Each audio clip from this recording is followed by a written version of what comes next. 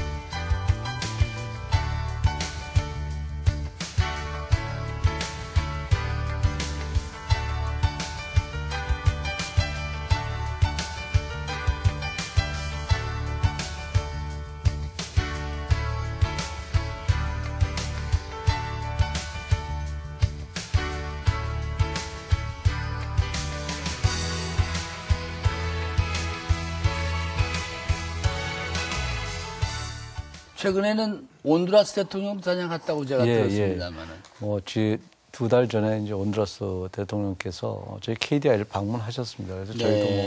중남미에 있는 나라지 않습니까? 예, 그렇습니다. 네. 예.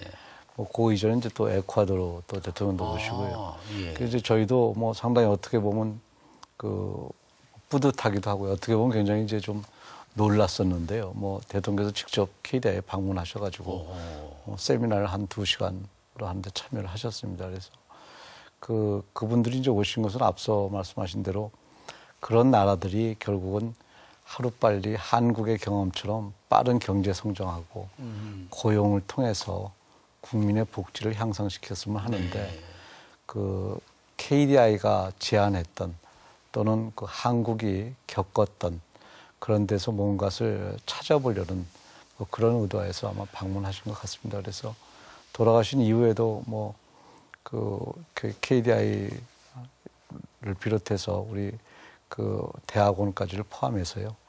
그 좀 사람을 파견해 달라든지 뭐 이런 요청을 많이 받고 있습니다. 얼마 전에 이 뭐 세계 유수의 대학인 펜실베니아 대학에서 세계 선도 연구기관을 75개를 꼽았다고 들었습니다만 거기에 우리가 들어갔다고 제가 들었습니다. 얘기 좀 해주시죠. 뭐 펜실베니아 대학에서 해마다 대학하고 이제 그 시민사회 이런 데하고 같이요. 그 전 세계의 그 연구기관의 그 뭐 순위랄까요? 그런 평가를 합니다. 그래서 물론 그 평가에는 이제 얼만큼 정책에 반영이 됐느냐, 또 그 연구원에서 나오는 그런 보고서의 그런 그 품질이 어떠냐, 또 그 실제로 어떤 수용도가 어떠냐, 뭐 이런 거 여러 가지 종합적으로 평가를 했는데요. 뭐 전 세계에 한 6,800여 연구기관이 있는데 그 중에 75개 연구기관 중에 하나로 그래서 한 1%에 해당되는 그런 부분에 KDI가 선정이 됐습니다. 그래서 그리고 아시아에서는 이제 그 뭐 여러 가지 그 연구소가 있는데 경제를 연구하는 연구소는 아시아에서는 뭐 첫 번째 연구기관으로 그렇게 KDI가 되어 있습니다. 그래서 뭐 어떻게 보면 그동안의 KDI가 40년의 역사의 하나의 축적이라고 볼 수도 있고요. 또 어떻게 보면 지금 현재 많은 그 국가들이 이런 국가 중심의 연구기관이 적기 때문에 뭐 그런 의미에서 보다 정책에 그런 반영된 연구는 KDI가 많이 했다 하는 것에 대한 평가라고도 볼 수가 있겠습니다. 네. 영광과 더불어 책임도 크게 느끼셔야겠습니다. 예, 그렇습니다. 예. 과거에 보면 이제 민간 연구기관들하고 뭐 꼭 비교할 건 예. 아닙니다만은 경제 전망을 하면 주로 KDI는 보수적인 쪽으로 전망을 하고 예. 민간 기관들이 조금 더 예. 그 시장 지향적인 전망을 하고 그랬는데 근자에는 또 오히려 예. KDI가 더 역동적인 전망을 예. 하는 것 같습니다. 이런 것들이 다 프로화돼 가는 겁니까? 예, 어떻게 뭐 보십니까? 저는 그 전망은 뭐 정확하게 전망을 해야 된다고 봅니다. 흔히 네. 이제 그 이 날씨 전망하는 사람들하고요, 경제 전망하는 사람하고 이제 그 상당히 그 이 공통점이 있는데요. 둘 다 전망을 하죠. 근데 둘 다 잘 틀립니다. 그런데도 불구하고 계속 또 전망을 합니다. 네. 근데 이제 이 경제 전망하는 분들이 좀 어려운 점은 날씨를 전망하시는 분들은 적어도 지금의 날씨를 알거든요. 뭐 지금의 비가 온다 뭐. 네. 근데 경제를 전망하는 분들은 사실 지금의 경제 상황을 잘 모릅니다. 지금의 경제 상황이 이게 뭐 호황에 와 있는지 뭐 다소간에 뭐 느낄 수는 있지만 뭐 그런 어려운 점이 있습니다. 그래서 네.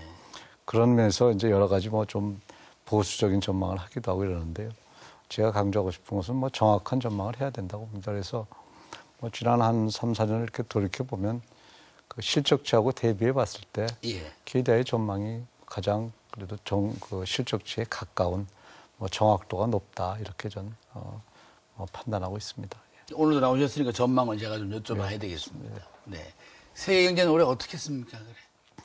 그 뭐 전체적으로 보면 뭐 여러 가지 뭐 그 불확실한 요소가 많이 있죠. 뭐 예. 잘 아시다시피 뭐 지금 중동의 정정도 불안하고 또 일본의 대지진도 있고 뭐 여러 가지 불확실성이 있는데 큰 흐름으로 보면 되게 그 뭐 그동안의 글로벌 경제 위기에서의 회복세는 지속된다 이렇게 뭐 보셔도 될 것 같습니다. 그러니까 네. 다시 말씀드려서 이런 불확실한 요소가 어떤 세계 경제 경기에 급락을 가져올 그런 아마 분석하고 있지 않은 것 같습니다. 다만 이제 뭐 그때 국제 금융시장에 큰 변화가 있다든지 또는 좀 더 지켜봐야 되겠지만 일본 같은 경우에 이제 지진으로 인해서 상당 부분 그 일본 경제가 위축되고 네. 특히 이제 그 원전과 관련된 그런 이제 방사능 이런 문제 때문에 뭐 전체적으로 그 일본 경제가 생각보다 더 나빠질 가능성은 있습니다만 네. 반면에 오히려